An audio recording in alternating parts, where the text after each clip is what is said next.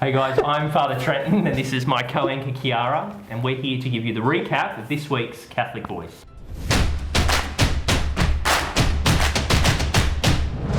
Father Trenton, you may have noticed that we're in a bit of a different environment for the Catholic Voice wrap-up. I did notice, how could I not? It's pretty nice, isn't it? It's a beautiful, beautiful apartment. So this is part of the Marion Apartments, and yeah, so big shout out to Marion Place. Amazing, we'll jump into our first local story. This year is the 5th anniversary of Laudato Si', which is Pope Francis' second and possibly most well-known encyclical. So the Laudato Si' group at South Belconnen Parish has been inspired by the encyclical. They, along with the Parish Finance Council, has recently installed a new 20 kilowatt solar panel system at the parish centre.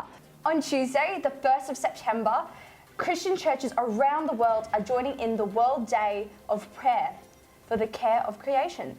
Now to a local story, and it's obviously been in the news also. Last week's recap we saw a video on the Sexuality and the Gender Identity Conversion Practices Bill, it's a bit of a mouthful, and an exclusive interview with our Vicar General, Father Tony Percy. And also during the week, His Grace Archbishop Christopher wrote a letter to the Territory's Minister, Andrew Barr, expressing the concerns on behalf of the Archdiocese, serious concerns, not just at a religious level, but on a practical level too, of the concerns that they have, or we have as a whole, with the bill. There's a particular article called "The Devil is in the Detail," and that's you're able to read that on the Catholic Archdiocesan website. Now, next story is that Archbishop's story. This week, Archbishop Christopher highlights the latest social justice statement from the Australian Catholic Bishops' Conference. And this year's statement is very important, Kiara. It's focused upon mental health of Australians today. And of course, it's not just something that's just come about now. It's obviously exacerbated by the pandemic and people being alone. But it's obviously always been a very serious, particularly in our culture today, the last 10, 20 years of anxiety and mental health going through the roof. And the Archbishop very beautifully speaks about the fact that there are so many people out there that we can reach out to as Christians. And of course, that's our identity as a Christian, to reach out in that way too. So we think in a particular way with those people who are struggling with mental health. And the statement, as you guessed, could be, or you will find on the Catholic Voice website. Moving on to youth ministry, now for a bit of a shout out at our local St Christopher's Parish. We're able to throw a bit of a spotlight onto what's been happening there.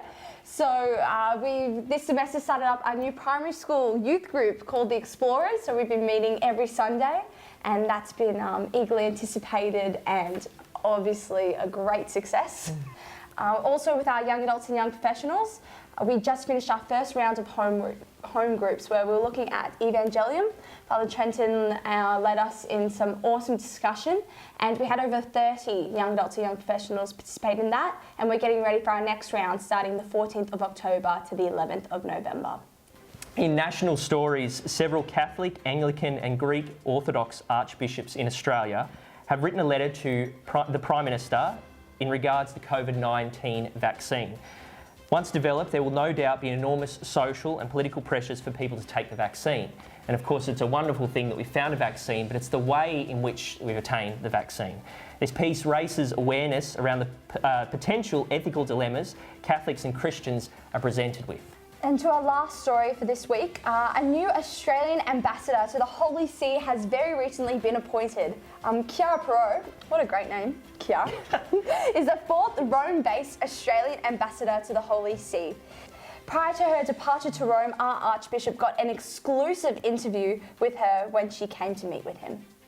This exclusive interview can be found on the Catholic Voice website. Everything can be found on the Catholic Voice website. Everything, it's true.